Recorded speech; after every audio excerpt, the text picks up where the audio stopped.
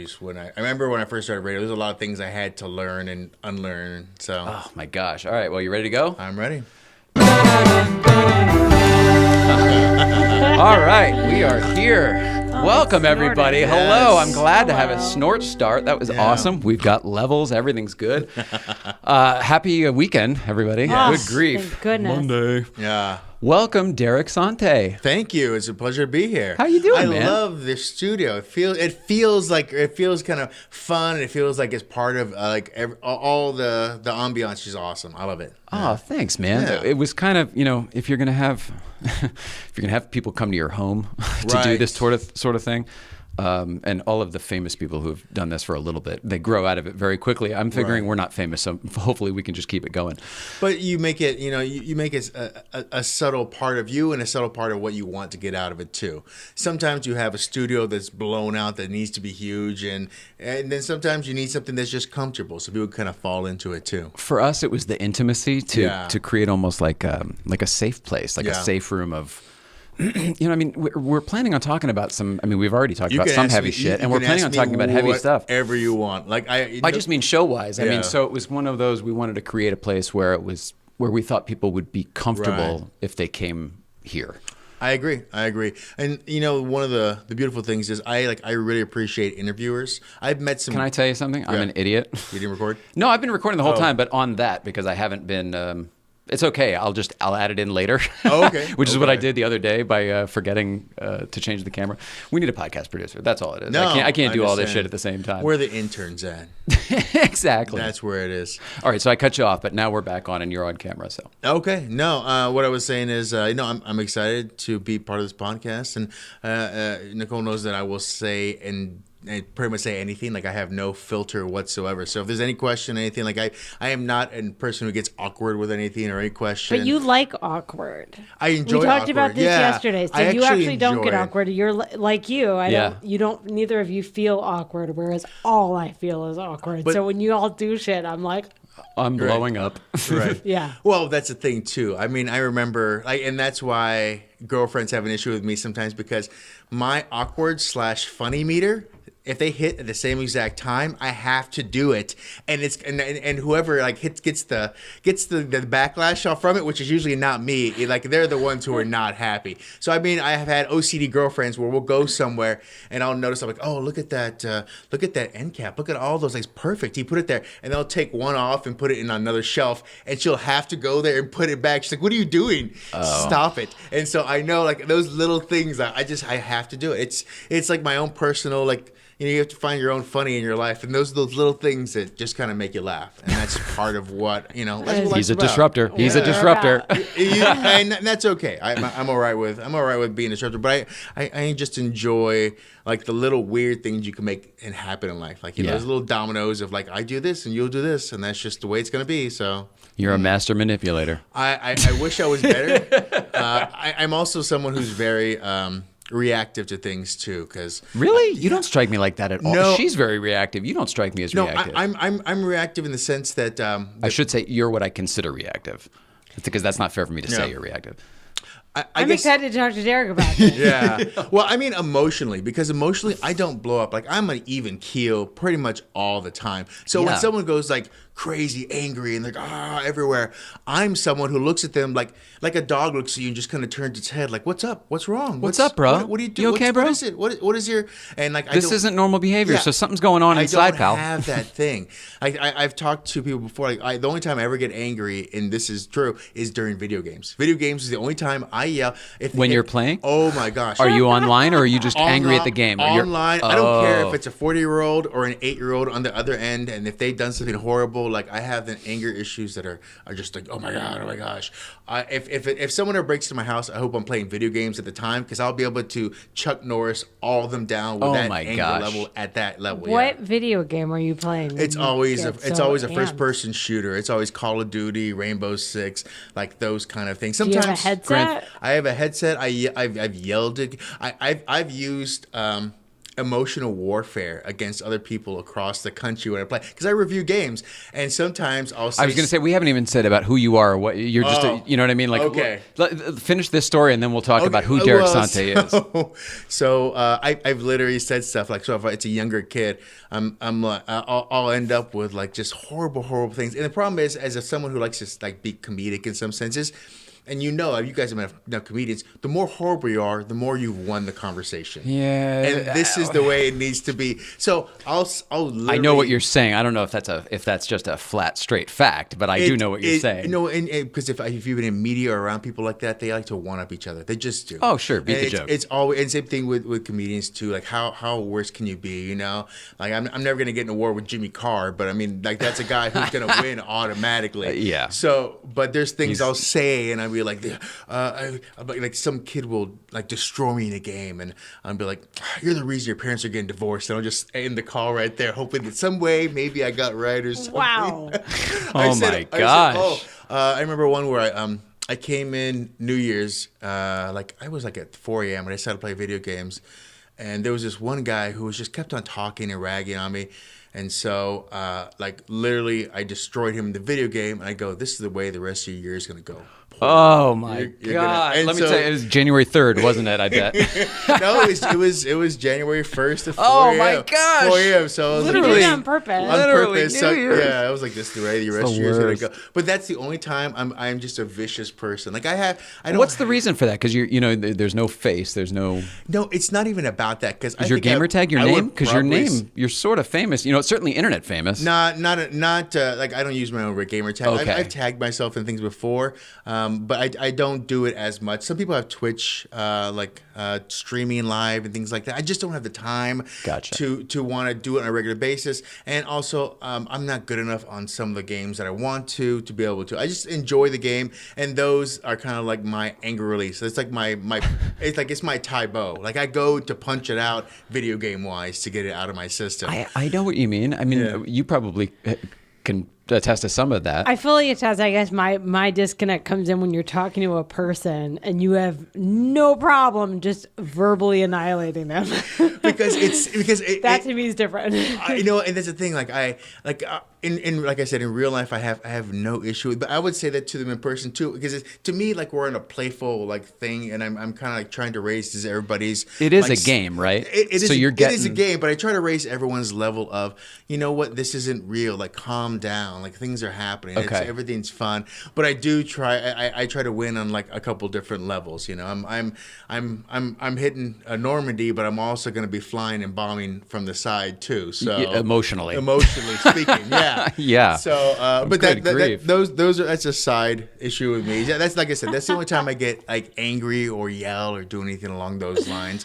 It's just one of those like little things that I think allows me to be kind of relaxed and chill the rest of my life. Like, that's my place where I can do that and be horrible. And the rest of the time, I'm like puppies and kittens. Well, at least you have a release. I mean, some people beat on the drums or go paint or whatever the heck it is, right? Or loved ones or other things too. Okay, yeah. All right. I meant productive ways to get rid of this energy. See, that thing I had to one up you, like the end of the other end of the spectrum. Yeah, no kidding. Now I see your point. Yeah, I see the comedy part of it. It's a one-upper comedy. Like it really is. It's how you can be verbally competitive in those circles. That's a riot. Well, and that's the thing.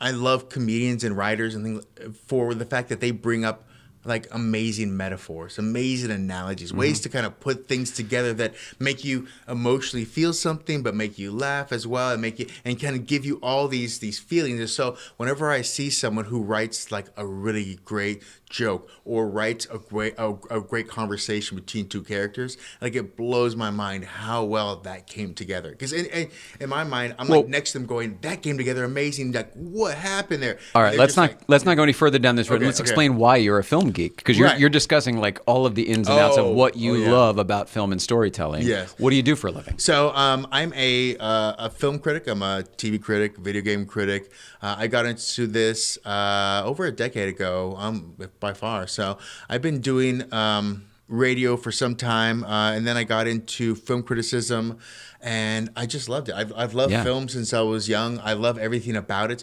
I love talking movies with you because you get all the references that I make and vice versa, and just obscure lines from obscure movies and stuff that, I mean, you feel like you're the only two people that have, you found a friend, someone else has seen this. And you're one of those people. So you truly, truly have been at this. I mean, forget professionally. This has obviously been at your core since you were young, right? It really has. And I can actually track a lot of my inspiration for things is after I literally see like a great movie. When I see a great movie, I want to go home and create. You're inspired. Something. Yeah, me too. And I feel that inspiration, and I hope other people feel it too. So I guess the best way to explain it in my metaphor is the Superman theme coming up as I start to feel like dun dun dun dun dun. Like I feel like that's my mind. I'm like I'm getting ready to be like I want to do this, and so that's my thing. Like it's your little energy meter for your. And so it kind of gets me up. And it fills me up with inspiration, and that's what I put it to because that rise and the dun dun dun dun dun, and so that's my equal when I. Is that what you hear inside? Like that's you know what I mean? Because you feel. I know what you're talking about. There's a heat or whatever the emotional feeling is. But is that what you actually hear when you're playing it? It totally is. It's my like literally if like I had to stop a robbery, like I'd be thinking Superman / Iron Giant in my head. Like, that's a good one too. Exactly. I could be in my head like I had to play that music in my head to get me jazzed up enough to go after something like that. But that's my heroic like do something kind of like theme song to me. Yeah. And it's something I grew up with, and whether it's the movie itself or just the music by itself is amazing. I agree. It's often the music that moves me because I find that the storytelling, but the addition of the music helps the storytelling in such a masterful way when it's done well, I should say. Not just always. When it's the same way. But when I'm crying in a movie, it's usually not because somebody died or whatever. It's because of the crescendo or whatever the composer made me feel. You were talking about manipulation before. Like they push buttons and make me feel that way, and I am susceptible to it. I mean, in a big way. And I really do enjoy. And there's some people who like will always make me feel like fun. And then I truly hope that some of these composers kind of get a chance to have a little bit more, because there's some people out there who don't want to do the same things over and over again. I know some of them are tired of doing. Whether it's a Pirates of the Caribbean or superhero movies, franchises are tough. Franchises are tough. Yeah. I mean, when you're coming up with something each time, I think it's amazing for a composer. Right. I mean, I just talked to Danny Elfman recently about he was doing a Sundance project, and he was really talking about trying to find something different, and they try to find it within the characters. But then I listened to it, and it doesn't sound like him, which I'm happy about. Because sometimes, if you think of Danny Elfman, you think Pee-wee, you think Tim Burton stuff. Beetlejuice, constantly. of course. Yeah. So you think of all these things. But when I get surprised that it's not that, they found something different, I think that's awesome. Like, I love that. Is there another movie you can think of by him that is like that? Because we actually had an experience like that too, where the credits in the end were like the music was great the whole time through, and then in the end we're like, that was Danny Elfman? Holy shit! That's happened. How do we know that? It's definitely happened to me a couple times. With you, so I'm reluctant to be like that's the one. Yeah, no, it doesn't matter anyway.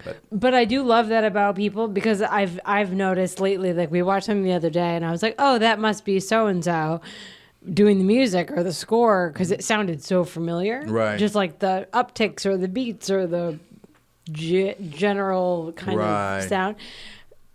So I love when they're unique and different. I do too. Like that. It shows the range that like you weren't just for hire. You put some thought into the whole project. Did you ever see Mac and Me? I did see. So you're aware of it exists and you know it. Okay, well. Every time I go by desert and I see like huge like cable wires or power wires, I always think if I drive off into this dirt road, am I going to find Mac and like the rest of them somewhere? Like, is that going to happen? What I'm getting at is if you watch it as an adult, you will be taken by how Back to the Future the score and all of the music is, and it's Alan Silvestri probably roughly the same time, and I'm sure one had this budget.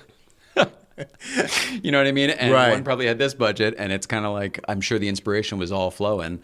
And you can just tell that they're very similar. And it was also earlier in his career, at the early 80s or that whatever. Was Silvestri?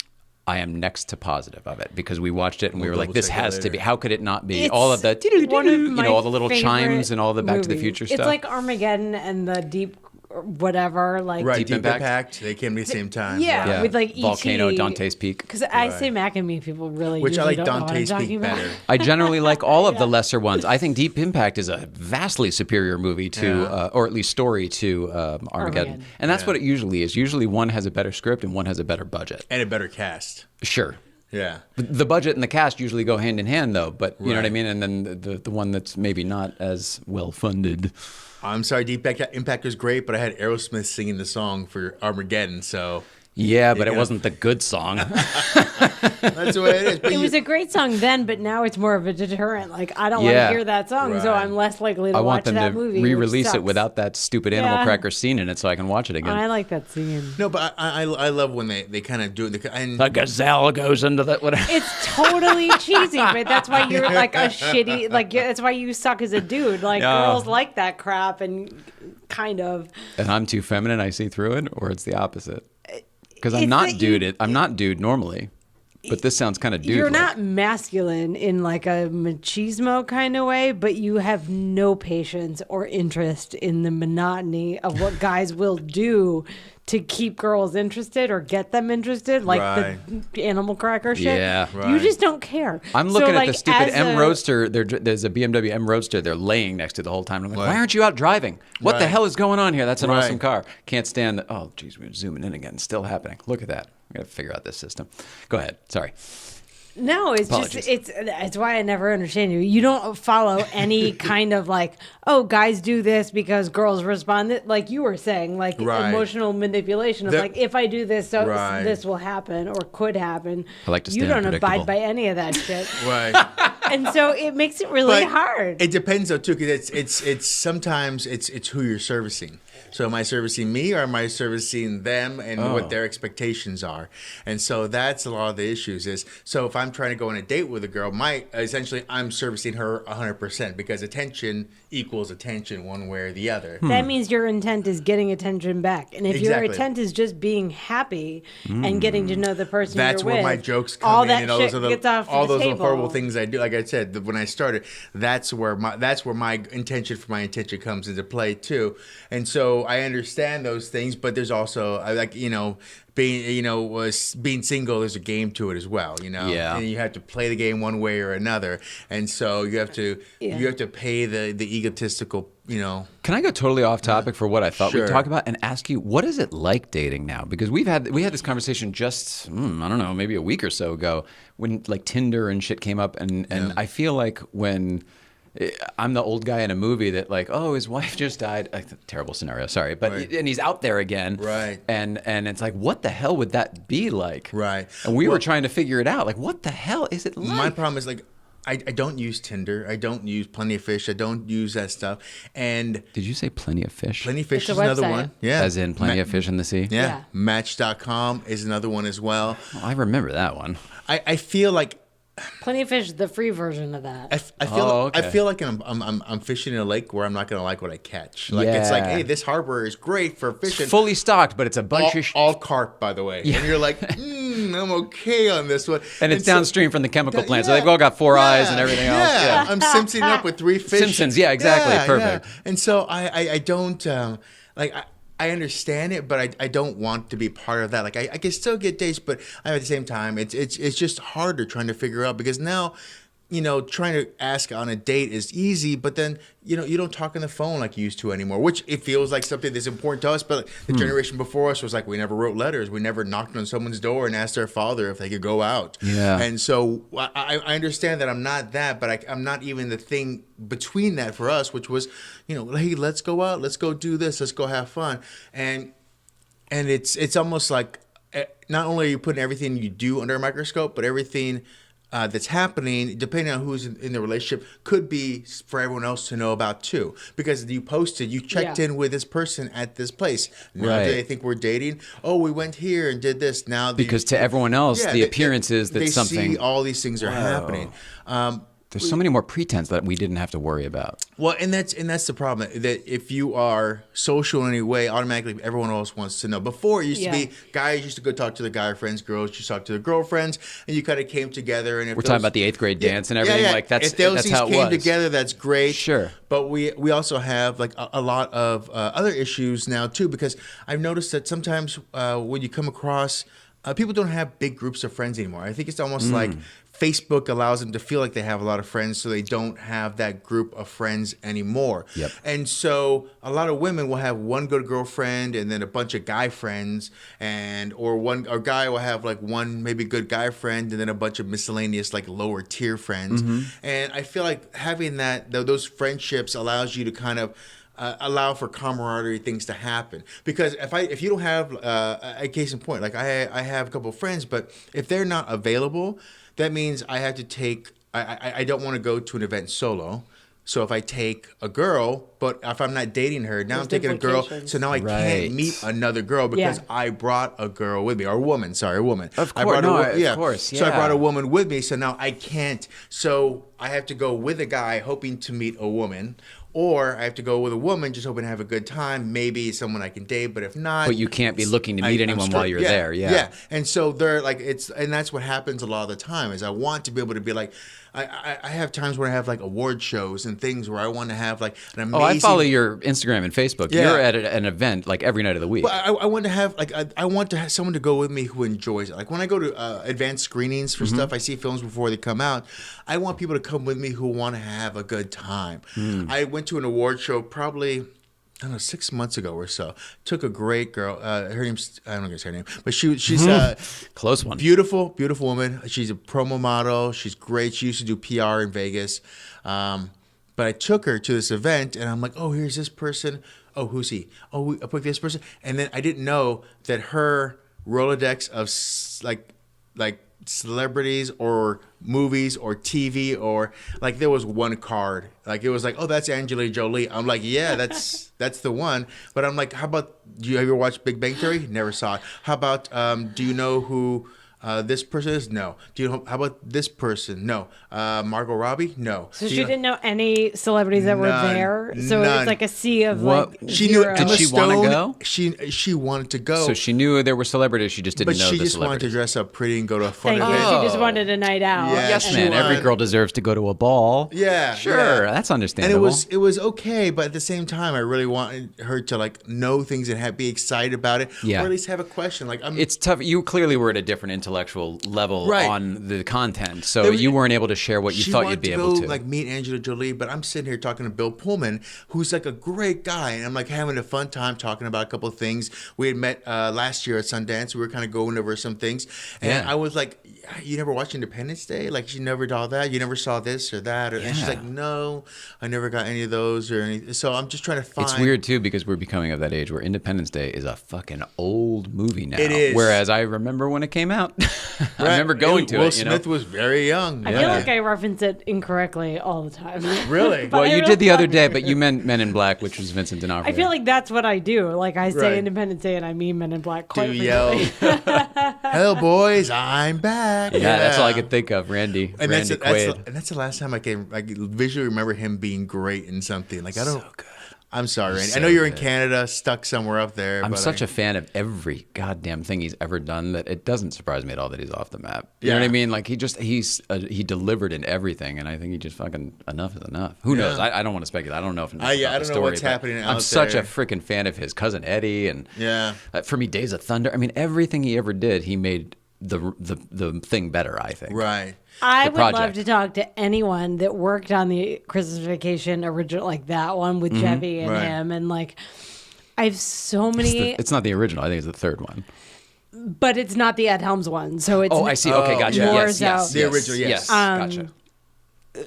There's so many little pieces to that character that he does that I'm so curious if they were like written in, or if like he brought it. Like who was the one that was like, good question. You should wear a dickie and really tight pants and smash the shit out of the light bulbs between the like. I want to know, like, did he do that? Because it seems the subtleties in that movie. There's a great are great.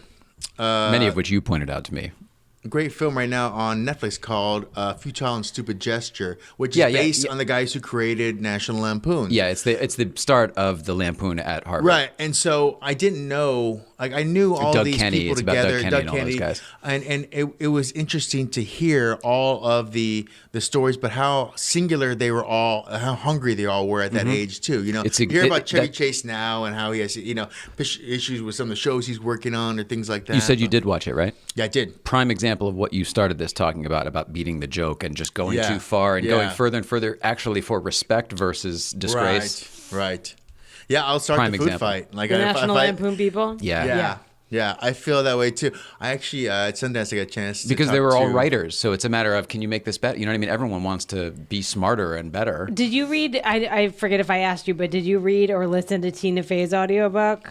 Bossy Pants? No, I did not. I've been wanting to. Is it something that everyone I love should? it. Yeah. It might be more tailored to women, but who knows? She's hilarious. She brings up specifically that she learned from Lorne to mix Harvard comedian writers with like generic like improv performers because of that specifically that dichotomy of like you'll die, like you learn what it's like to die on stage when you're doing it versus Harvard writers like give it to someone else. And so when you put those together and combine them, which is what happened with a lot of those movies, Animal House and like anything smart that we like is usually that weird combination. But I think that's the beauty of Saturday Night Live is the fact that they try to get that mix right. Yeah. Because if you don't, you're just going to be the redneck comedy tour serving your own specific little niche, and the show that's who you're going to be all the time. Or it ends up completely disjointed and not connected at all. Right. No, I'm a big fan of it, and I enjoy like how those things came off. I didn't really think about the fact that Lampoon was a big part of Caddyshack, their writing staff and everything too. Like I didn't think about that stuff before, really, and it didn't really come up because I assumed Lampoon was just a magazine and part of anything that had Lampoon associated with it. Well, but a lot of those guys came from SNL as well, too, right? Well, they came from Lampoon to SNL, right? Right. I see. Yeah, they, most of them went to Lampoon to SNL, and so that's the route they all took. Or SCTV, right? Some of them. Some came from SCTV, I think some of those guys. I can't. Harold Ramis. Yeah. You were mentioning Caddyshack. Yeah, no, and that's where a lot of it comes in. They mention everyone. You have a lot of the younger comedians kind of giving life to the older characters. I talked to Joe McHale, who said he got the okay from Chevy to play Chevy in Futile and Stupid Gesture as well. In what? Yeah, because he plays Chevy in plays the a young Chevy Chase in this film. Oh, you're kidding! I haven't watched it yet. I just put it on the queue for us to watch. Yeah. He was on Colbert and he was talking about. Yeah, he plays a young one, and you see Thomas Lennon's in it, and there's a bunch. I saw that he's got the receding hairline. Yeah, and everything. They made everybody look Martin great. Mull is in it as well, and of course Will Forte plays Doug Kenny. Right. A younger Doug Kenny, and overall, it's kind of fun seeing them and learning about who they were at that time, which is great. And the story kind of goes off the rails here or there because they're trying to show how chaotic and how much drugs and how many different things are happening around their world. But as a movie, I really enjoyed it, and I had fun with it. I had fun learning those things. And then later on, like I said, I talked to Martin Mull, and he talked to me about he's with Gilda or I can't remember who. He was with one of the writers of National Lampoon, and they're smoking a joint. Verbatim, he said, the size of the Isthmus of Panama Canal is the way he said it. And he goes, and then we tried to come up with a joke where we're going to write like a skit where it was Lincoln the president, Lincoln the tunnel, and Lincoln something else. And they were all going to intertwine, and we were high, and we thought it was amazing. And so we started making props, and so I was I'm just blown away by this because it's real at the time. They were trying to create this thing they thought was going to be great, and that's the way comedy is sometimes. So I feel to me too I only watched the trailer on that, and what I was taken with was that it essentially looked like Animal House, the series. It looked like Animal House, like a reality show based on Animal House. I was going to interject 17 times and be like, I feel like another story because I saw Animal House so many times. Yeah. Well, there's literally a food fight and all that stuff. I'm excited to watch this at some point. I guess the urgency isn't there because I watched Animal House. Well, that's where the title comes from. A Futile and Stupid Gesture was a line in the film by what was his name? Tim Matheson. Tim Matheson. Yeah, yes. Tim Matheson. Yeah. Sorry, I'm a big fan of Tim Matheson. No. When I used to, this is a ridiculous and bizarre story, but since I'm drinking coffee and we're talking about Tim Matheson, that will all come around in a second. When I used to work on Everybody Hates Chris at the Paramount lot, they had just liquidated their entire prop and wardrobe department. That historical sell-off sale that like everyone in Hollywood, everyone came driving for to all the people to go get shit. Anyway, they made those buildings into office spaces, and we were the first people to occupy the old property building / wardrobe building. Sure. Essentially, we were the only ones that were like a full-time show in there. Everything else was pilots or series that just kept not. Anyway, there was tremendous turnover in the building. One of the shows, that was unnecessary backstory, one of the shows was called Threshold, I believe. I can't remember. Threshold. Do you remember that? No. Okay, like 2000. This would have been 2005, 2006, something like that. It sounds familiar, but the funny thing is, I may be naming the wrong show. He might have been on a different show, but anyway, he was a director on this show, and he was right down the hall. And this the only reason I'm telling, I'm immediately regretting it, wishing that I didn't even go down this path. But for weeks at a time, every time I went into the restroom, there was 2 urinals. He was there, and every time he went in, I was there, and vice versa. It was like a really weird thing because we're not even on the same show. You guys synced up. It was a weird thing, and I wasn't saying anything because it's Tim Matheson and I was a kid. And he finally started saying something. Oh, there we go again. Hey, here you are. And every single time, I guess must be on the same coffee schedule. And he had something funny to say every single time, which is was it Threat Matrix? No, one of the show was called Threshold, and it was. I just don't know that was the show he was on. But if you look up him as a television director in 2005, not that it matters at all.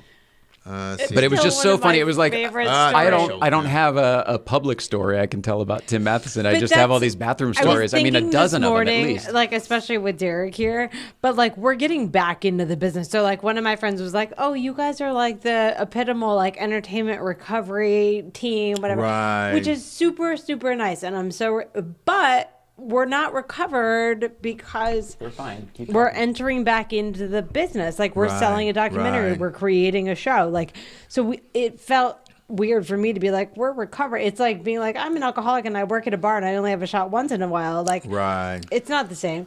So owning the going forward of like, shit, I was on a whole thing, but like, that's okay. Going into there was a whole thing though. Your stories. Oh, I really appreciate hearing that backstory of like that was your day job, and you would run into Tim Matheson in the bathroom. Right. And to me, those we weren't even on the same show. Like, people don't know about like why we know certain people is because of shit like that, not because I worked with them or like a totally different version of me. Right. Like we even said yesterday, like, oh yeah, I get a lot of promotional crap, and you must have handed out a ton of that. I'm like, no, I didn't do that. Like I talked and created like reasons to talk to people. I didn't I didn't send you shit. So, like, when we have conversations, I look at them all very differently. You weren't the type of publicist that had the type of clients, though, as often as some, where they were like, get me the new shoes and the whatever. I'm sure stuff happened every once in a while. But what you see on Entourage is not what you did.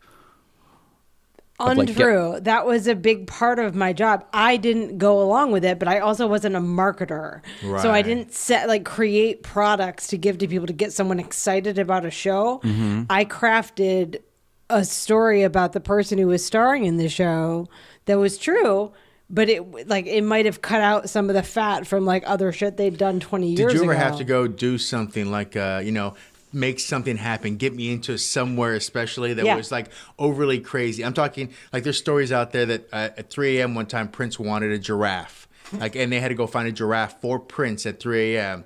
Or it's like the girl who has to go find a doctor because Mariah needs to sing tonight, So it's like diva problems. Yeah, I mean, like, so do you have some like fun, like crazy thing that you could tell us? Yeah, I've been on a lot of press tours. That Mariah did whatever. We've needed doctors, like we've called them, and well, you worked on a production on the set. Like, did you have a doctor on call or available? On a set, there's a set medic, and if you're on a lot, there's a hospital. I mean, all that stuff's covered. Right. Okay. All that stuff covered. I don't know. On a press tour, it was all covered. If you're asking if I've ever had injuries on the set, sure. I mean, it's a workplace. Yeah.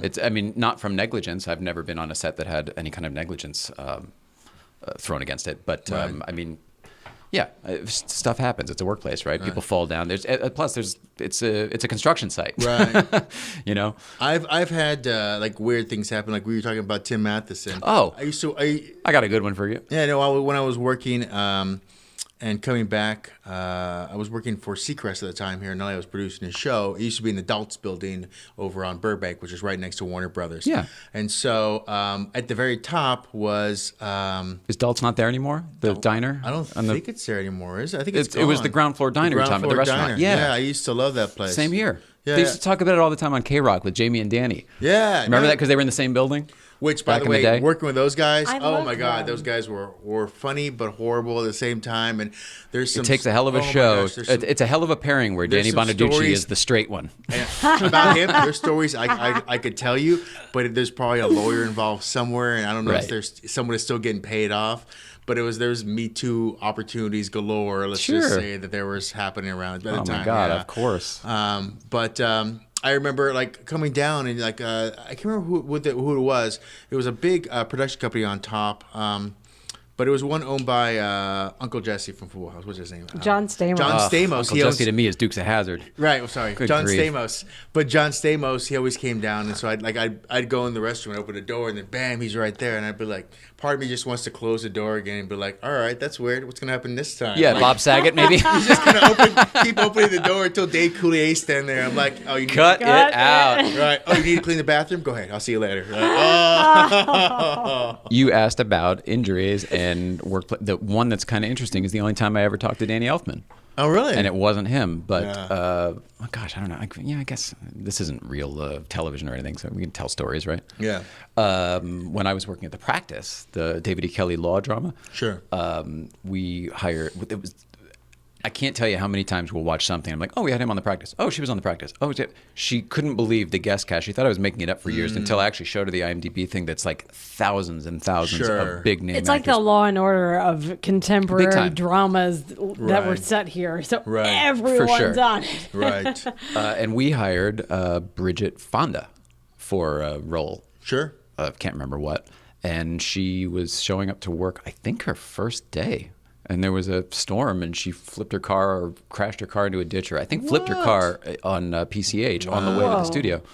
And Danny Elfman called, and I happened to pick up the PAs were out or whatever the fuck. We were dealing with a lot of stuff going on, and Right. because she was late. And Danny Elfman called, and I took the call, and it was, there was an accident.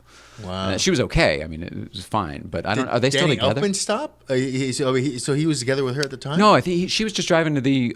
She was driving in her Jag or whatever to the studio to come report for work, Sure. and he was at home, and I'm sure they called him or whatever. However, it happened. Right. But that was one of those things, and we had to recast. But she was fine, and that wasn't technically a workplace thing, but it was kind of Right. a shit happens, and yeah. But I mean, those are the stories that no one living in Idaho that thinks entertainment's awesome knows about. And that ended up working awesome because we ended up getting. I think they recast somebody else who was really fun and awesome. Terry Polo. It was Terry Polo. I think Terry got that Polo's role, good. Yeah. and she was really good. Yeah, And that would have been fun. kind of the. I'm not going to speculate on that, but like she had like a resurgence, I feel like, around that time. So that's. I'd have to say Meet the no. Parents on that. Okay, I'd this have is to say Meet the Parents did Oh, it for I her. had the dark-haired one from Superman in my head. Terry. Terry Hatcher? That's the one. That's a different I one. had a weird visual in my head, but try- I like Terry. If you Polo. go down the Terry Hatcher hole, there's many things That's a you can different. talk about. That's a different way to go. She's had the amount of Superman. the amount of ebbs and flows in her career. It's like the Andes Mountains. I mean, just ups and downs and ups and downs. I mean, you're from she's at Desperate Housewives last, but she was in Superman, and then of course Lois and Clark. But she was. I mean, at the same time, she was in a movie with Andrew Dice Clay called The Brain Smash. The Brain Smasher, I believe, is what she was called. Woman likes to A work. love story. Woman likes to work. Yeah.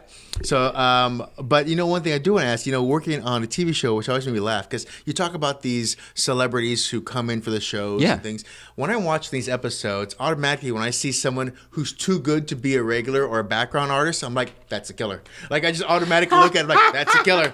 That's a killer. Like, it's just right there. Oh, Edward James Olmos is here. He's the killer. Whatever. That's fine. Oh, this person's come in. They're the killer. Like, it's just the way it is. Because you're bringing in this person for a reason, and like 9 times out of 10, it's because John Larroquette killed them in a ditch I somewhere. can't believe you do it. John Larroquette is the one I was going to bring up because he won an Emmy. I mean, for being a killer on the But Practice. that's what I'm saying. Like, as soon as I see these, whether it's Law and Order, whether it's The Practice, I look, I'm like, Michael Emerson too. Michael there's the Emerson he was the killer, and he won an That's what Emmy I'm for his saying. work on the press. And, The and people that's where that, they're gonna win. Like, no one's gonna be like, oh, he's the neighbor who came in and just wanted to wave and say, hey, oh yeah, my dog sniffed it. You know? No, it's. I always see that name. Like, so you're saying it's like the red shirts in Star Trek. It's the red shirt. Like it just. So you've got the crack. You cracked the code. Oh, but it's always good too because I feel sometimes like directors of TV shows. They'll be like, okay, we'll show a flash of what they're supposed to see. They'll be like, no, the American audience is too stupid. Leave it on for a couple seconds, and so they'll slowly do it. It's the Doherty effect or the Doherty. Right. So like, oh, you're like, oh yeah, I got to. Oh, they want to make sure I notice that. They want to make sure I notice that he's doing that. Don't you he's think wearing the red socks today? Okay, wink. That's young direction, don't you think? Yeah. No, really? but no, that's the way a lot of Law and Order and all this stuff works. They always do. Well, but that's formulaic. But I mean, if you see that same stuff in a movie, I mean, that stands out. When the way they're holding on to something. And here's the blue mug. Make sure you know that mug is blue. The one I picked That'll up come more around later. is product placement in movies. Like when I see Transformers, I just want to have like a bouncer clicker and just click, click, click, click, click, click, click, click every time I see one of those come across. Oh, there's Doritos. Oh, and then do the Pepsi. math. And then do the math and figure out how much you think they all put in. Right. You know, Pepsi, probably more than just free Pepsi for the crew. Well, and it's funny too because Transformers is already a product placement. Yeah, like, so it is a product. Hasbro. So I'm having a product placement turducken going on here, and you're just shoving. Forget all of the cars. Each car is its own. All the way down, and it keeps going. But isn't that the reason that all the Transformers, when the movie came out, were different than the toy Transformers because of product placement? Oh, that's product what I placement. heard. Because But Bumblebee is supposed to be a Volkswagen Beetle. He's That's what he supposed always to be a Beetle. was. Oh no, yeah. And all of them, Optimus Prime was a completely different type of truck. It was not a That's Peterbilt. interesting. None of them Peterbilt, were right. yeah, probably paid to be part of whatever. Yeah, I mean, they Megatron's did. a freaking firearm. Right. It was literally a handgun that can turn into a cannon. Although people love it, but and they're also like. I mean, when I was a kid, the toys anday. I don't know what the story demographically is. too, because they always had like an urban Transformer coming in the first couple ones or whatever. did? Well, the Dinobots and everything. The first. You're right, with the boombox and everything. Boombox was one of them. So it was racist Transformers. At the time, racially stereotypical. Yeah, for sure. Stereotypical with stereos, literally. So it's But the one thing, like the first Transformers They're had all characters. Japanese, right? They were all called- Japanese made. The cars? The cartoons. Oh, the cartoons? I think so. I don't remember. Because they were kind of anime, crossover right? a lot. Yeah. Oh, crossover. Okay. But it was back in the day, so no one knows who actually. But like painted them or did Voltron, all that stuff. stuff was Japanese. Voltron was. I don't know if Transformers was. Because okay. some of the cartoons back in that day were just rip-offs. So it could have been Voltron made right. it, but now we want to have our own version, so we'll copy and paste our own and make him more Americanized. It's funny you mentioned Transformers and rip-offs because I know, yeah, it doesn't really matter. But there was a period in our life where we didn't have much money at all. And I got a Transformer for Christmas, but it wasn't a Transformer. It was a GoBot. GoBot. You remember See? GoBots? That's what I'm talking about. I think they eventually Yeah. ended up doing their own cartoon and stuff, but it was just a GoBot. Right. It's the Smurfs snorkels thing. Oh, Yeah. the Snorks. The Snorks. I used and to all love that the stuff. Snorks too. Yeah. Underwater That's what it's Smurfs. Yeah, I But love Hanna-Barbera. them. Wow. One thing about the Memory Lane Transformers is the first movie had a guy named Jazz. That was one of the characters. Jazz is the name of the characters, and literally he comes up and he introduces himself by going, "What's up, bitches?" Like that's his first line. But he was the one with the boombox in the cartoon. I don't remember what. Yeah, well that was Soundwave, I think, wasn't it? He turned into into a cassette tape. cassette I think. tape. Like I don't want to get into the intricacies of all this stuff. Yeah, but Yeah, let's not forget. Like, there's a guy who is 40 feet high who turns into a handgun that you can hold. right. All that stuff never made Right. sense. I assume nanobots or some kind of, that you don't question it. There's no Yeah. way we question any of that The stuff. scale was always off too. Sometimes if they were outside, like the robots were 40 times as tall as the humans, but sometimes they were just sitting at a table together inside. Right. Like, oh, they're roughly the same, maybe twice the size. I love like talks about old shows and old cartoons, and I don't know if you guys ever Reddit has a channel called Shower Thoughts. Whoa! And sometimes there's like amazing like little thoughts there. And one of them was, all I learned from cartoons was that in Scooby-Doo, everyone who's close to you and your friends could be a villain with a mask on them. Did you just post that the other day? I'm having a hard time trusting people. I laughed at that. I have a hard time trusting people because they're just one Scooby-Doo mask removal away from being a villain. Yep. And that's those kind of things where I'm like, oh my gosh, that's true. Like, I would have gotten away with it too if it weren't for you meddling kids. Yeah, I learned that if you're the Globetrotters or you're Donnie and Marie, you're there to help. But if you're anybody else, you're a villain that could do horrible things. So when you saw the Globetrotters on on Scooby-Doo when you were a kid, did you immediately know that they were the killers? They were not. They were never the killers. They were always the ones who helped, and they. I remember them being on an island. Right. Oh, Gilligan's Island. They went on Gilligan's Island. Gilligan's Island too. What? I swear, the Globetrotters, right? Am I making that up? No. And that's the thing. As an adult now, I look back thinking, there's a lot of things that I just gave into them. Like I just went on the boat. I just here the boat. This is gonna have this. I just jumped on the boat. Why are they all wearing Globetrotter uniforms on a Sunday? Like why are they all doing this? How does every one of them have like 10 different basketballs on hand just because? But I'll come with you. Sure, let's go on. And so that's one of those things that the same thing. Megatron goes down to a little bitty gun, and all these things happen. So I'm willing to suspend disbelief as long as you give me some kind of like interesting, flashy thing that can occur. Squirrel. Or I can buy the toy at some point or another, and that's Happy Meal. That's cool. Yeah, that's what it comes down to. But that's why I'm okay with it. Like a lot of those '80s things were just like written horribly, but at the same time they were serving their audience. Kids who wanted something to throw into the imagination wheel and see what came out. So gosh, can I talk about this for a second? Because it's been on the desk here the whole time. Yeah. You brought us this. Yeah, honey. It's not a big deal, except that this is like from your property. Yeah, we have a Fresh bunch honey. of It's real honey. orange orchards through Northern It's a wonderful California. gift. Thank you. And so we have some guys who come and bring their bees. The bees pollinate our orange trees, and then of course they get a chance. Their bees make a ton of honey, and so afterwards they always give us like these little things of honey from our own ranch, which is always kind of cool. It's because your own ranch too. It's a big deal. He gave it to me in the elevator, and I was like, "This is actually super cool." Because one, it's healthier than sugar, and two, I mean, there's a lot of health properties in natural honey that's not been all processed through the bear. It's a fun. It's a fun thing because if you didn't grow on a ranch, like you get excited about certain things. Like I've been to places where like, oh, we made this goat cheese from our goat's milk. I've had that before. Which was like, seems weird. How does that happen? Like, what is the? That's pretty cool. Yeah. But don't you find that generally it's a completely different experience that's much more wholesome? Forgive the pun. Yeah. Well, depending what it is, it could be chunkier too. So I don't know. Okay, exactly. I see. All right. So there's some things where you're like, okay, processing isn't a bad thing. Certain things are supposed to happen a certain way. Yeah. It's not like you're making your own hummus. Like that's fine. Make your own hummus. You just ground it up. You Cool. can't Good screw job. up chickpeas too bad. You can't screw up chickpeas too bad. You're fine. But if you're like going through a process of like, okay, so we do this, and then we need to keep in this exact temperature because at this point it's amazing cheese.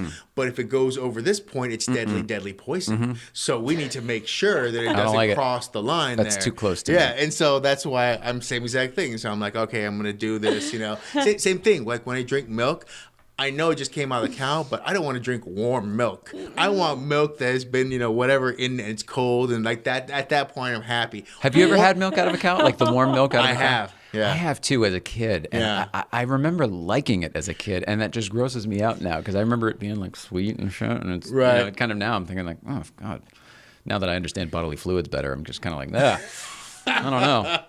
You know what I mean? Maybe, like you're saying, maybe make milk. That's all I'm gonna say. That's my T-shirt for today. Yeah. I have nipples, Greg. Can you milk me? Right. Oh. He does that line so straight. Right. It's so good. I have nipples, Greg. Could you milk me? Who is that? I always confuse him and the other guy he looks like. Little guy named Robert De Niro. Okay, but who's the guy I confuse him with? Al Who's Al Pacino. Al Pacino. Pacino. You're not alone on that. I think that's the world for a while. I worked with a guy very closely that looked like a young version of one of them, and I think it's Al Pacino. But like in my head, the one you used to work with? Yeah, there's so Al many Pacino. things that swirl in my head of like, oh, it's one of them because they're funny as shit. Those guys. My boss is funny too. No, I got them separated enough because I feel like De Niro's the chin, and to me, Pacino is the hair. Because his hair now, the older he gets, the higher his hair. I think every inch he loses as like a getting older man. Yeah, you got to make up for it. His hair gets higher and higher and higher. And so it's a hairline trick too. The further your hairline goes, the hair goes higher and higher. Higher and higher. Yeah. So I feel like there's a certain point where it's not even hair; it's just the shadow of a hair that covers from the overhanging other hair. It's got the hook bangs. Right. And so I can. He's also like 83 years old. I have a problem separating some celebrities. Though there's some celebrities out there who just don't know who is going to be this or who's in that, and so. What do you mean? What do you mean? Well, I mean the people who think like Jake Gyllenhaal, Tobey Maguire, like all those kind of like people at that realm, they're the same ones over and over again too. Some people have that thing where they just don't know who is what. Or so I recently was talking about the Black Panther. Black Panther is coming out today, right? Came out today, I think. Comes out Wednesday, I think. Oh, Wednesday.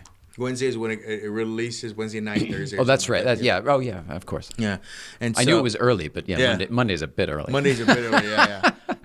But someone was saying, "Wasn't that the mother from Coming to America?" I'm like, "You were really off." Now, I understand can't she's remember. an older black woman, but doesn't mean they're the same people. I remember the father was from Good Times, right?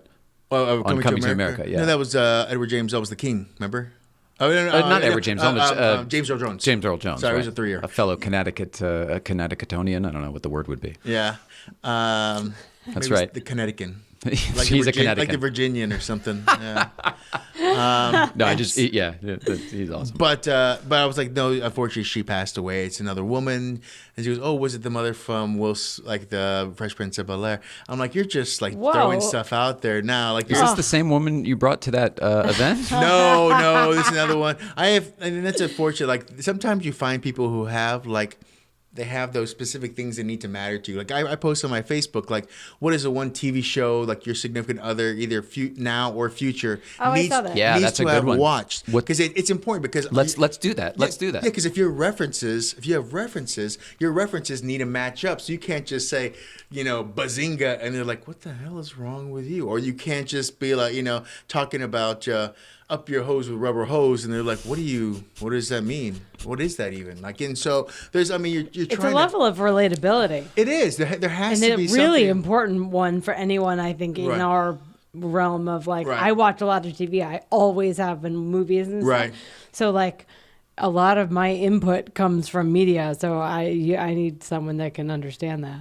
Right.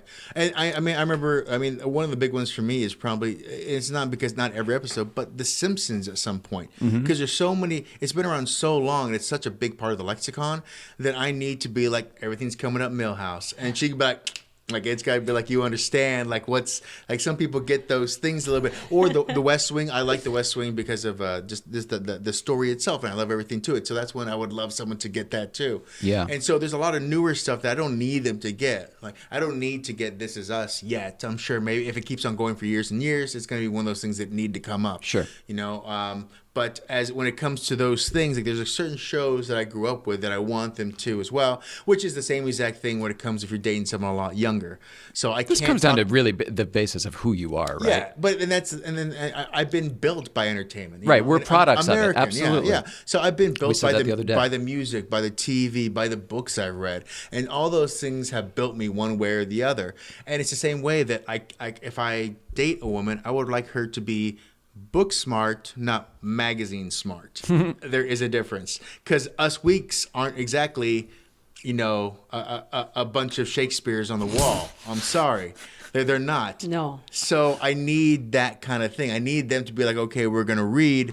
I'm going to read, and I want you to be able to read too, because I feel like it's a level of something of someone too, like a relaxation to stop not having this insanity going on. But I want them to be able to read, not necessarily, it could be fiction, it could be like history, it could be other things too. but I don't want them to be someone who only reads self-help books too. Like, people who's like, I'm reading this guru book, it's amazing. I read this book about how I can accomplish more. And at that point, when I see those I love somebody books, who puts one self-help book down and before applying a goddamn thing from the book starts the next book. Like, Right. what are you doing? Right. It's like you're getting all the ammunition ready for the deer you're going to hunt, but you never actually thought about going out to hunt the deer. And I'm like, what is It's happening? bizarre. It just Yeah. becomes a pantry full of books and how-to manuals of Right. things that you never apply. Right. And I don't understand that. I would love to spend time just like going through the history of the actual authors and being like, this guy talks about a great marriage, been divorced 4 times. Right. This guy Yeah. talks about, I'm not going to go to, Dom DeLuise to talk about weight loss. I'm not going to go to certain people to talk. That's the way it is. If I want that, everyone has a specialty, and the way that those things work is great. But overall, I want to be able to have someone give me information that works, not just a bunch of platitudes. I don't need you to say, this is great, this is awesome, buy my book. Right. I need someone to give me a couple hints to help me on my own personal road. Not, I don't need the whole thing where it's like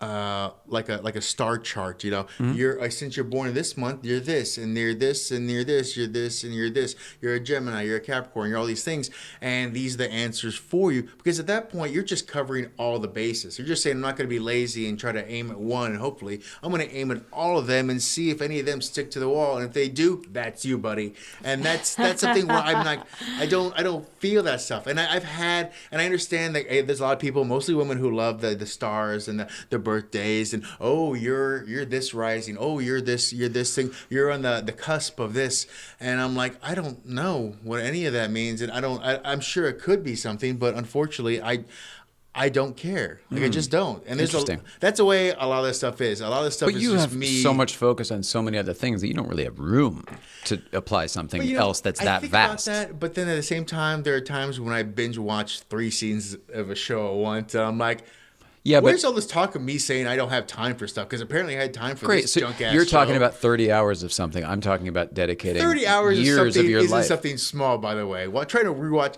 3 hours, like 30 hours of something, and that's only one season, depending. Do you want to hear what I have to say? Go for it. Go for it. My point is 30 hours of watching a television show and 3 months or 3 years of dedicating your life to self-improvement are not the same thing. Right. So if you have time over a week where you're sick or you don't have 60 different events that you're going to or all that stuff, and you have time to binge watch some television, that's awesome. Right. That's not going to, that might give you time to read that book. Right. But that's not going to be enough time to apply that book to your life. I gotta say though, And I'm not trying to. I'm no proponent of self-help books. I believe that any help you need comes from within once you look deep enough. I agree. I am though a big proponent of a first step. And that's one thing people don't realize. You take the first step and then you move towards something. One way or the other, you have movement. Yes. And that's something that I have enough things in my life right now that I want to do. I've written scripts. I've written all these other things that I want to do. I have ideas for other shows and stuff. And I always put off the reasonings for things. But if I take the first step, maybe the next step I'll find the time for step 2. Maybe after that I'll find the time for step 3. How about just the fact that step 1's out of the way all of a sudden, and now you can even think about step 2? Movement is important, one way or the other, and so that's something I'm a big proponent of. So when I do those shows, I think I could have started like 3 different things and seen if any of these work too. But you're so active; you've got like 40 different fishing poles out at any given time anyway. I mean, you don't do you named off 3 or 4 things that you do. That's awesome, and that's totally true. But I know like 6 other things that you do too, and you've got a podcast, you've got a studio in your home too. I mean, like company. Exactly. I mean, you're in some ways you're like the king of Las Vegas, because there's times that we've come into town and do you want to come see some hot show or whatever? Like, oh no, we can't get tickets. Like, oh no, just come on. I've got you tickets already. They're waiting at will call for you. Like, wait a second, what? How do you have these hookups? You're connected all over the joint. I'm a big fan of meeting everyone and trying to have an open channel of servicing everyone too. There's a thing where I'll be like, do you want to come to this? That's great. I have another friend who wants to go to Blue Man Group. So if you give me Blue Man Group tickets, I'll give them to them, and then you can come to this event. I'll give you 2 tickets to the Epicurean event. And then you go, and I like being the middleman to those things.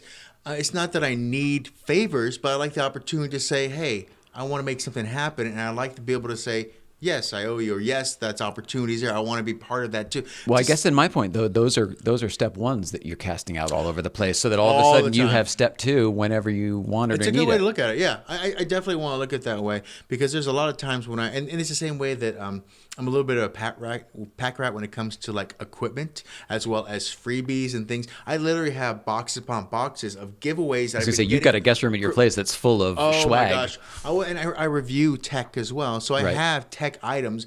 And truthfully, I literally have like. Are you one that they send you stuff, that kind of thing? Yeah. Like, okay. I have 15 boxes of things they're giving away. So when I'm going to be doing like a comic convention coming soon, where I'm gonna have a booth talking about my website and things like that. Sure. But what I want to be able to have a wheel and give away stuff to all these people, so they have fun.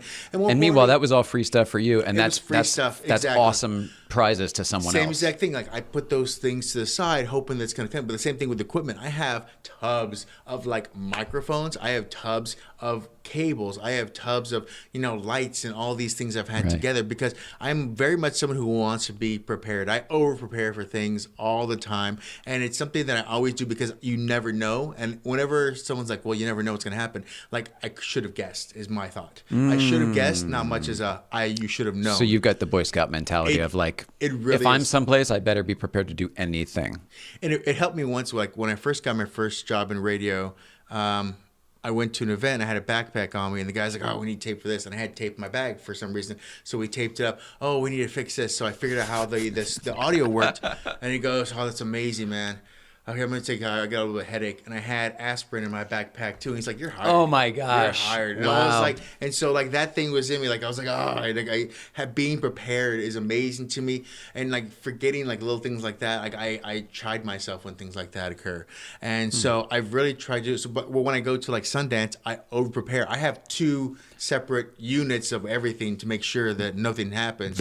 The parallels to your old job at this part of the preparation, like the preparedness that you had to be, that I was always staggered by. I was just thinking, like we went somewhere one time, and I had the same thing of like, here's an aspirin, here's a Band-Aid, here's or whatever, and you looked at me like. And you said, "I've never seen anyone more prepared than you." And it was like it was just like you described, hazard. like 3 things in a row. It was weird, and it was early on in our relationship. Right. Yeah, but it's what makes you great, but it's also, I think, when anyone gets too caught up in being prepared for everyone else. Right. You lose what you're there for yourself. So that's where I got lost. No, I grew up that way though. My mom is very much a she's services, like she's the party creator, and so she doesn't have fun at the parties.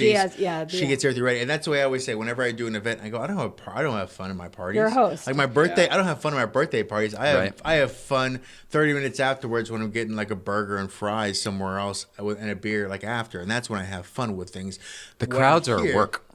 They are, and but I enjoy it though, because I want to create like either a moment, a memory, an emotion, something that I can kind of help and have them be part of too, and that people will remember and keep with them, right? Yeah, you had birthday parties like that too. Same thing. Similarly, that's what I loved about them. Like I invited everyone that I was supposed to or had drinks or lunch with for the year, because like. I'm the kind of person that like people drive me crazy, but I love them because that's what made my job enjoyable, with dealing with people like you or my all these people that I would meet. But I didn't have the intimacy in those friendships to see them often enough. So it was always like my birthday. I was like, let's everyone come up. Everyone pool together. Yeah. Just come out and have a drink. I don't care. Like, you don't have to bring me. I don't want anything. Like, just come get your own drink. And we did something like that at our wedding. That like, that's just how I am. Sure. It sounds similar. Of like, it's not fun for me to be the center of attention and have a party or to throw a party where it's for me. Like, I love having communal gatherings. That's why I love marketing, because it's my way of like creating an atmosphere, an element. Like when I do work, everyone's like, "Okay, let's do this. We'll be done. We can party." Like I'm not somebody who parties after we're done. I'm like, "What's the next thing? Let's just do the next thing."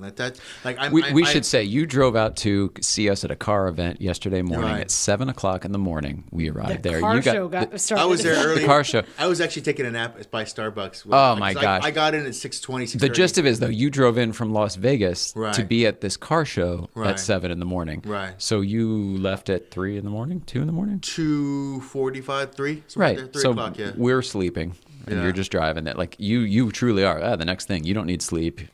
I don't, and that's something that I don't know what it is, and I'm a big guy, so I hope it's eating fat somewhere, but I doubt it. I think it's eating, like, it's slowly eating, like, some inner form of will that I have to do it, but I keep pushing. It's the same thing when I go to an event, a Comic-Con or a convention of some sort. I've had people next to me who are doing CrossFit and like lifting tires and like they run all the time, but I can keep walking nonstop. I can keep moving nonstop. It's mind over matter to me at that point. And even though I'm not as good a shape as they are, I will outpace them every time. Whether it's work, whether it's this, because I have this thing where it's like, this opportunity is now. Like I push for an opportunity that is now, and that's the way I try to do things. My thing is always, why not? So why not? You've Why been that not? way as long as I've known you, and obviously you've known him even longer. Yeah. How did you get that way though? Because that is a drive and a work ethic that I don't know many people who have to the length It's that a you great do. question, and I specifically would say you've managed to do it as a freelancer, Right. which is even harder than like having a boss you're hustling that the whole looks time, over right? you to be like, do this, do this. Like you've had to make every decision of what you do,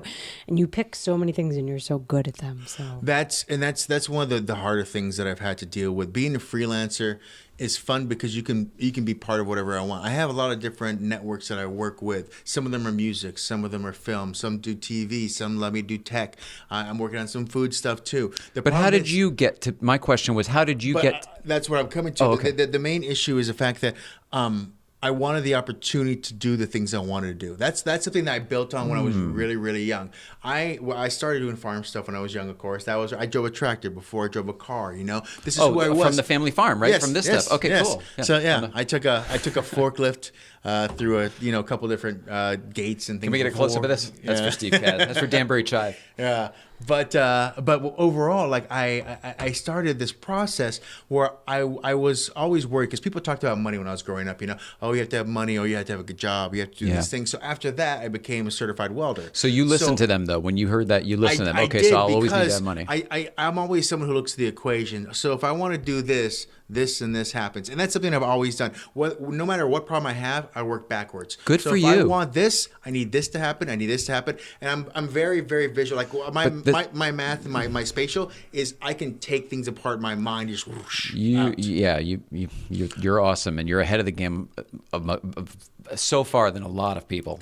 I'm not speaking right now, but I want to talk to you about that some other time. But the one thing It's is, really so I important. became a certified welder, and then after that, I learned how to fix computers, and I did all these things because I wanted to be like, okay, I can always find money. If I ever need money, I can go make money somewhere. I can Because go you have do these a job. skills. I guess I can get these skills. I can get this stuff done. So I want to learn more. So after that, it was Photoshop, video editing. I mean, I can do leather work. I can do like multiple weird little things that I just kind of took on. That's what I know about you is you do everything, but you can do it all yourself. Yeah, and that's the thing. Like in my mind, the one thing someone told me a long time ago was bottlenecks, and I never want to be a bottleneck to my own life. And that's kind of the thing that I kind of wanted to go. And so after that, I started to feel I was good enough to go do stuff. You learn a lot of great business ethics from not being around big business. Do you know what I'm saying? You're talking about bottlenecks. I worked for a corporation a couple times too. Okay. And you have those talks, and you have people who've gone through hard times, older times. I love old salesmen who tell me how things used to be and how they're working now and how stuff is, how they figured out how to find their own niche in their lives too. And so I look for those things, but along the way, I started to see the things that were on the other side, whether it's me wanting to go, hang out and with people who are creative or create things with myself, or just be in a new city where I can experience new things. And I think that's why I do so many things. It's the fear that I don't get a chance to do something I want to do. And it's the fear that I'm my own bottleneck, my own stopgap. And so that's why I always say yes, and that's why I always get up and I do it and I drive myself. Sounds like Jay Leno. You know what I mean? Like, I always had to have a job, so I had 2 jobs. So I've just been killing it ever since. Right. Like it is, because you just believe that that's your ethic, and I can't ever not have money, so I'm going to always have money. You know. Right. And that's the thing. Like I had, at 23, I produced for Seacrest in LA. So I came to LA. It was a big moment for me, but it didn't last that long. Was this radio? This was radio. I Okay. produced a show at Star 97 at the time. I was going to say, it's the adults building. Yeah, the adults building. So it was that building, yeah. Full circle. Yeah, so it was there at the time. But then he moved off to Kiss FM, and wherever he went, money went with him, and so I just took the money they gave me and I went off and spent a year being myself. But I think about that, like what opportunities I would have missed, the things I know now, how I could have traded it for what things were happening. Right. Because I used to steal guests. I mean, they shot Tonight Show, and they got done like at 3 or 4. So I stole their guests afterwards because they were down the street. Would you drive over to 3000? No, I would schedule them ahead of time, and I would get them to come over right afterwards. Did you have a friend at the Tonight Show or something? You would just I did. figure out who. So you would get a little tip off. I had one of the bookers there too. So Brilliant. So she would sometimes, we would do phone calls while they're waiting in the green room to go up with Jay Leno. So I'd have the assistant give it to him. So it's like 3:45. Denzel Washington's going to be on. So at 3 we're going to talk to him for about 5-10 minutes. Oh, okay? so you would just do it on the phone. They're in the green room at the Tonight Show At the over Tonight at Show. the Burbank If they Studios couldn't at come over, NBC. like I got Jackie Chan, a bunch of the other celebrities that come over all the brilliant. time. That's a riot. So, but that's what I love. I love finding so funny. weird situations to things. Like I don't want the fat to be wasted on anything. So I figure out what's the best way to make something happen, and then my job is to convince someone else that this math makes sense. You need to do it this way. Doing it any other way is just dumb. I don't know why you would do it that way. And Just so, you doing that though, it puts me in the mind. I don't want to cut you off. Go ahead. No, and so that's Baba Booey. That's how they used to steal guests from Letterman when they used to all be in the 30 Rock building when Right. they were Quite in honestly, NBC. that's why I know him. He would go Yeah. downstairs. What if? Just like weaseling his way into shit. Oh, yeah, that's a good way to put Like it. Baba Booey, because, and I mean that with love, but like that's how I know you. Like Yeah. you shouldn't, no offense, like I shouldn't be as close with you as I am. I Right. shouldn't know you as well as I do. Yeah. So it's neat that We you're do a red so... carpet, and the first time I met Nicole wasn't eye contact. It was her looking at her phone like this. Yep. Yeah. And I was looking at the top of her head when I started talking to her. But then we started talking more. So it was Nick. You weren't a dick. Yeah. Like that goes a long way. Like Overly smiling has saved me more times than not. And trust me, I can have a resting bitch face like anybody else, but it's better to like overly smile. yeah. Yours is going to be things too. exhaustion Hey. though when you actually finally sit down for a second. Right. But that's the thing, You're going to go too. into an immediate coma. Like I have that thing where like you have to find like the first impressions that like it counts a lot. Like it's funny too. Like By the way, we offered Derek coffee. He didn't take I any. didn't take coffee. I just have water. The funny thing is, when I was younger too, like I don't know what it was, but I grew up with a lot of like Latin friends and things like. But I had a lot of white friends growing up too. But I always knew that I was ethnic comparatively to everyone else who was white or something.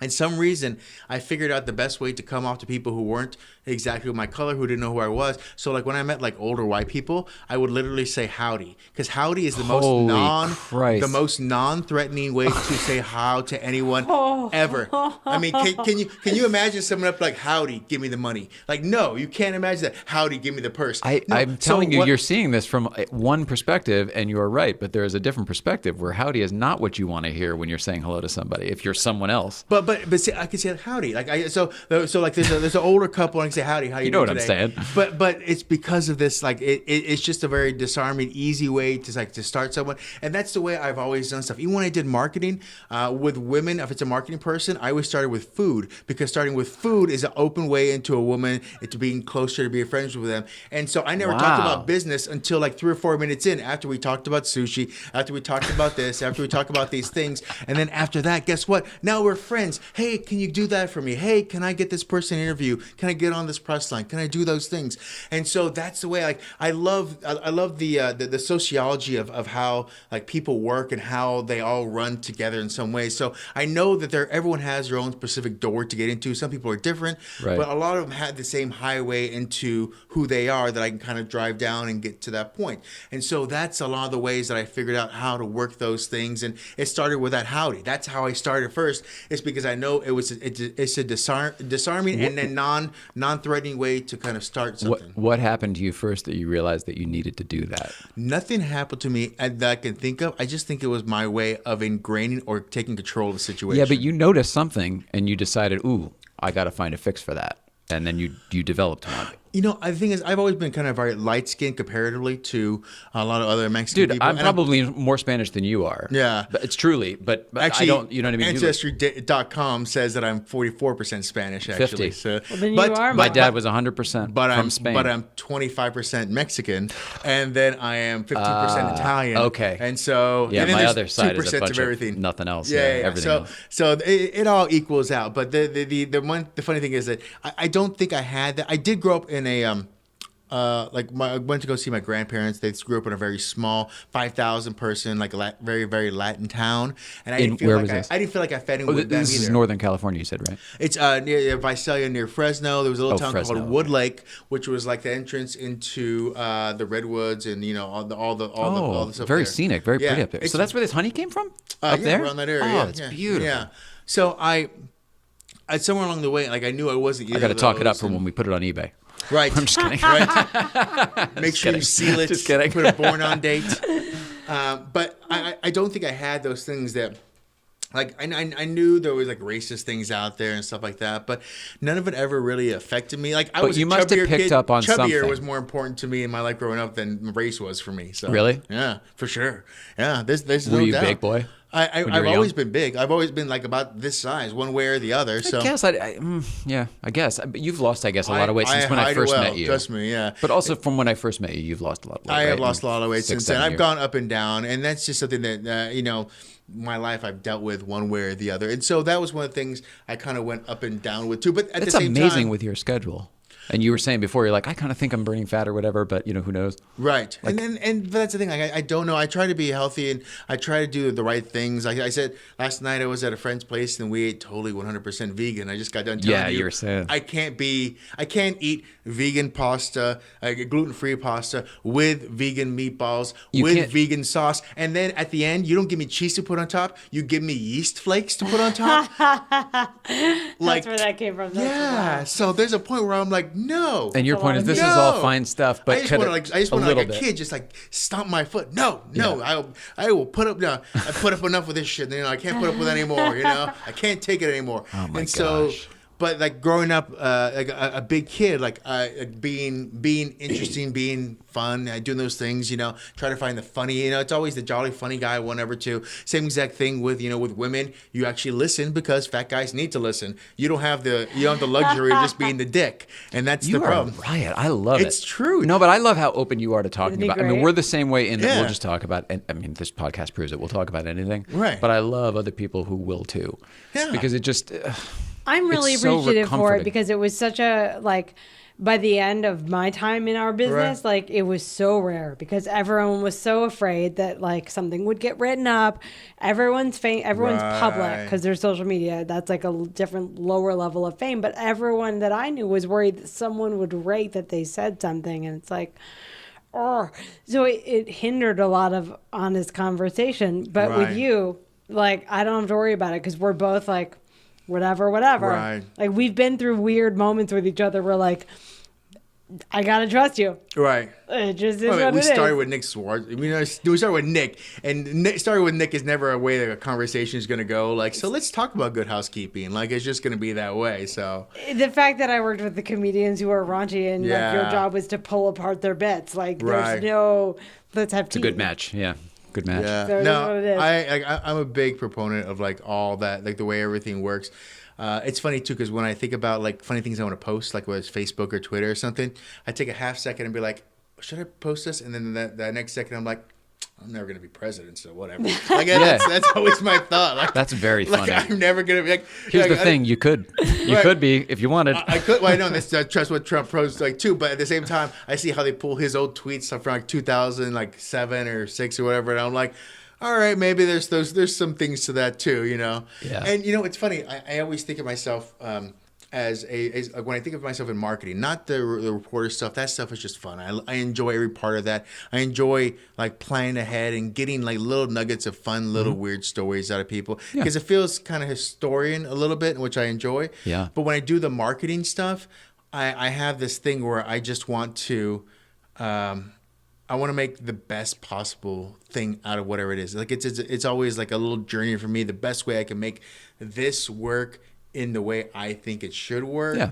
And a part of me is like, I need to be like the most underhanded guy in the world who works for a charity, because at that point I'm doing horrible things, but for the I'm right doing it for the right reasons is your point. Reasons. So I made you feel guilty, and I did this and I did this, but guess what?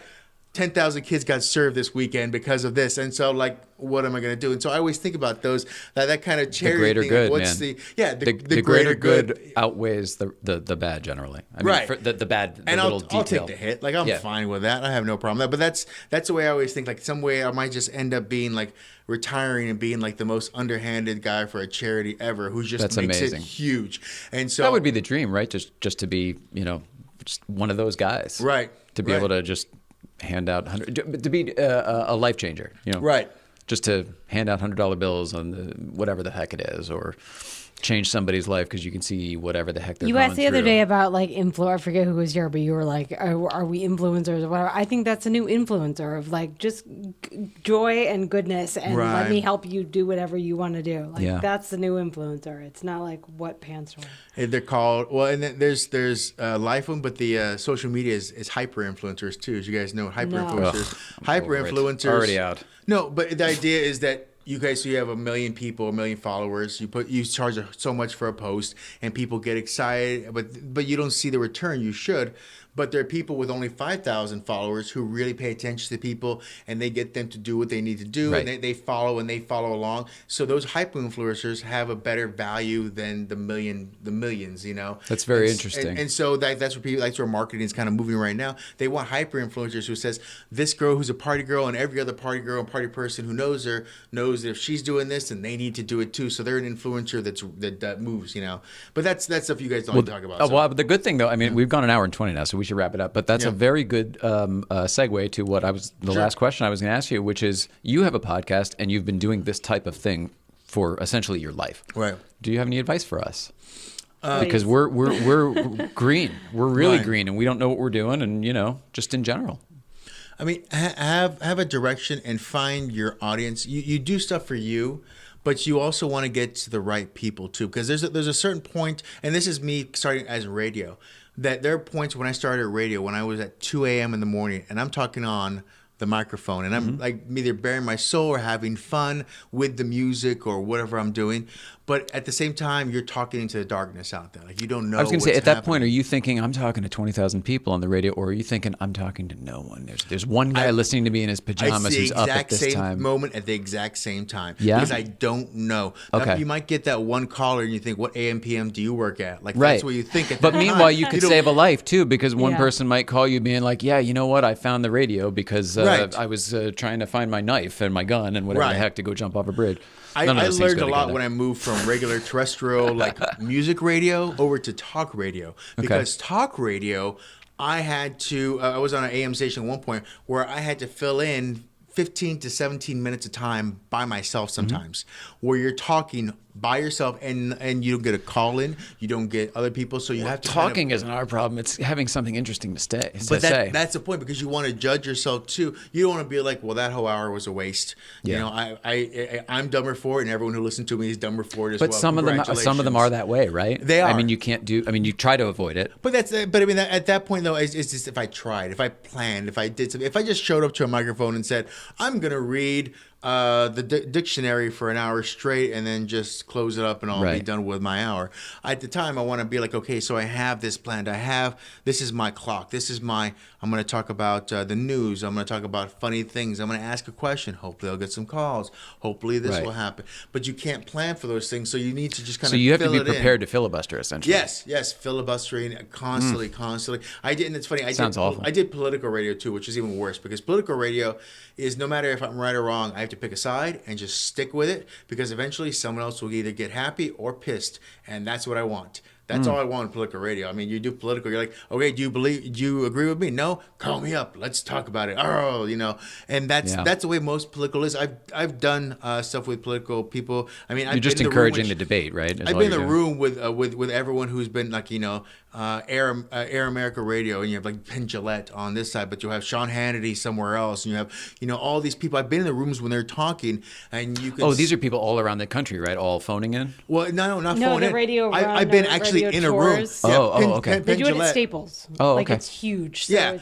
it's, But I've actually been in a like small like room, like in the Yeah. broadcast room while Sean Hannity's going, or while Bill O'Reilly, or when Penn Jillette, or there was like they've had, each side has their own, but they all do the same thing, which is they're trying to rev up the love and the hate at the same exact time, because that's what equals ad dollars. That's what equals emotion, one way or the other. Wow. And that's something we keep pushing forward to closer and closer and closer. I mean, one of the big benchmarks people don't think about is how we started ending TV when 24 happened. 24 always ended with the cliffhanger. What's happening next? This next thing. And it became something that so many TV shows started to take on to their own. That's from serials, from Whale. I mean, that's not No. not new in storytelling, They right? did, but it's something where it was like appointment making by doing it. It just didn't happen at the end of a season. Like, it happened every episode. It needed to make this penultimate moment that's going to happen. You need to know the answer. You need to set this appointment. And that's one of the shows in my mind that really did that thing. And now a lot of shows do that because they want to have and I that can't thing. watch any of them. Anybody that's so fucking transparent with that shit, I can't do it. I refuse. Yeah, but the problem is, like, those people don't want you because you're too smart for it. They want the. Well, I'm not saying I'm too smart, but you're right. They probably don't want people. me. They want the people who are like, "Is this funny? Let me hit you in the nose again with it. Is this funny? Here's another one in the nose, in the face, in the face, Interesting. in the face." Nose, I'm just nose, not the nose. audience. Yeah, it's the same exact thing. I was talking about. I went to the new Clint Eastwood movie, and he does that a lot. There's a lot in that film where he keeps on hitting you. I mean, It's what you were talking about before, when you're moving and you're hanging on a little too long, and you're kind of like, all right, his you don't need to movies give it to me. are not subtle at all. I mean, I was not a fan of this movie. It's a great story, bad storytelling. A lot of the stuff was bad. The cinematography was awful. I mean, there was so many issues. Like, he does this thing where they go about, like, in Europe, and it makes me not want to visit Europe because everything looks so bad. God. I mean, there's. I'm sorry. It's just the way it is. Rest in peace, Clint Eastwood. No, he's still alive, but No, he's not. Clint Eastwood is still alive. You sure? I think you might be. Oh, shit. I thought he died. Yeah, I thought he died this year. he's 90. No, Oh, shit. I'm so sorry. but Are you sure about that? You check it. I believe you. I'm pretty positive. All right. Well, I'm sorry for prematurely judging Clint Eastwood's death. Right. Artistically, there's merit Oh, for that's that. terrible. Oh. And as Jeremy Clarkson would say, on that horrible disappointment. And that's the thing, like, and that's one of those things where we're getting to such a PC of everything, where it's like, can you say this is bad because they are heroes and they save the people? I'm like, that's great, but they weren't heroes making this film. This is a film on it, and it could have been made better, is what I'm trying to say. The story is great. What they did was great, but yeah. In the same way that like Black Panther is getting 100% on Rotten Tomato, I'm wondering if there's any, like, I haven't seen it yet. I see it tomorrow, like at noon. So I'm wondering if there's critics out there who hate it, but they're so worried that if they are one of the people who goes against it, it's going to affect them bad because of the PC-ness of it, Probably, and it's a machine, but now we all know it's a machine, so no one's playing along with the machine anymore. It's like you guys could just look at it, observe it. It's like you guys, the Transformers, being like, it used to be a huge monstrosity of metal, and now it's a handgun. Like, okay, Yeah. but like the perspective of knowing that wool was pulled over your eyes, like, fine, know that the wool is being pulled over. Like, know the Back to the Future rules. Like, Just observe okay. it. Yeah. Well, I mean, and that's the thing too, because now everyone is trying to serve every little niche thing. So you're not serving the movie anymore, or the people who love movies for being good movies. You're serving the politics of things. And when you start to do that, you start to mix the art and the politics of things. Everyone starts to lose, and that's one of the issues I have. And that's why Somebody's got to pay for all this stuff. Comedians still push hard into blurring those lines and saying this isn't what this means. I'm a comedian. I'm here telling jokes. I'm not a reporter. I'm not giving you facts here. This is something that came out of my mind because I thought it'd make you guys cringe, make you laugh, It's not newsworthy. And that's what I like. That's why the comedians are there. They're there to put a mirror and like, a couple googly eyes on it at the same time and say, this is what I see. So. All right. Thanks for the podcast advice. Yeah. No, the podcast. No, I'm just kidding. No, we got off the rails there. But the podcast thing is great. It's just about you. Like finding who you are, being comfortable with it, being able to create not only benchmarks for the people who want to listen and want to catch specific things with you, but also moving forward, things that you want to look forward to as well. So maybe make some benchmarks for yourself is what I would say. Very cool. I love that. Make some things that say, okay, it's the James Lipton.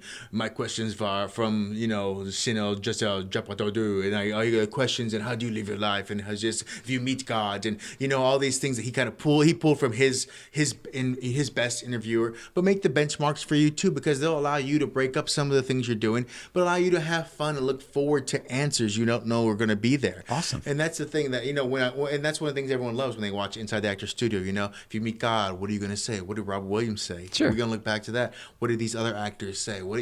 And so those things kind of help break it up, but also people look forward to those things too. Cool. Thanks, man. Beyond that, lists that's just the easy low end of the fruit.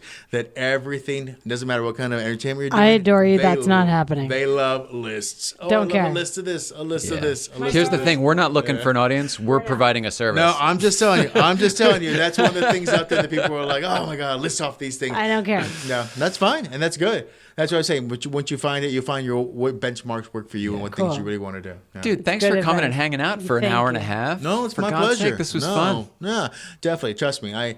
When it comes to talking, I can go on for quite a while, and I can either tell you true stories or make up many more. So good. We'll have you back then. I mean, yeah. When we were talking about stuff right there with the Porsche stuff, some of the real life true stories of horribleness that occurs in the world, that those could be like an episode by themselves. So. Yeah. Yeah. Wow, that's a just weird personal life. That okay, well, I don't want to. Really, that's not a note to leave on. Porsche stuff really is good. awesome, and we're very happy with it. It wasn't Porsche's stuff. It was just when we saw each other at the meet yesterday. Squared. We were talking about people I know and all this stuff. Yeah, I don't want to. It's a 10-minute. It's a 5-minute story, but yeah. So. Well, you brought it up.